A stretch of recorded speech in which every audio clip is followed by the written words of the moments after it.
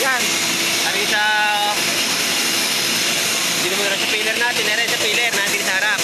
Ano dyan yan? Ari, wala rin sa kunyan. Hindi yung pinaka-German. Wala to. Wala. Hindi mo pwede. Hindi gagalawin. Hindi po. Ito naman, kung gusto mong mag-automatic. No, automatic. Ari naman, manual. Ari, manual. Ari naman, sa pag-purge ng sa auto. Ari sa pillar, pagka gusto mong hindi na pisilin sa kuwan. Matik i-ikot na Ay, yan. ibig sabihin, kumbaga, are. Pag palalabasin mo yung pillar. Ito. Yan. Sa auto yan, pag yun sa kabila. Ito. Kasi auto to. Yan. Bubuga na si auto ngayon sa Sugan. Kasi naman sa pillar, yung ito yan. Matik na yan, pag palalabasin mo yung pillar. Ay, sige ako yung ganito to. Sa Sugan ng isang yan. Are. Ito. Pag doblong na to, automatic. O, pagkagarni, manual. Manual. Yan. Ito. O, yan, tutay. Ganyan daw.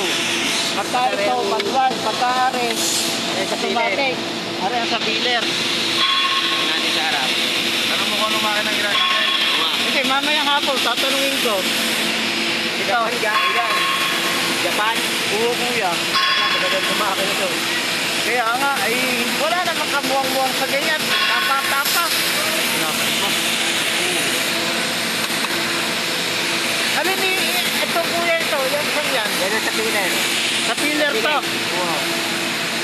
Tapos, kung gusto mong i-adjust naman sa lakas ng kuryente, doon. Sa makina mismo kulay-kulay na yun. Ito nito. Sa bukod, ito sa control ng pillar. Eh ano pa dito, itong travel na to?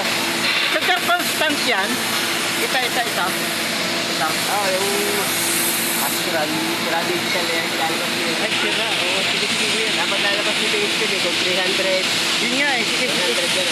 Yan daw tayo, huwag mo na, sira yan ha. Ano ba ko ng iba?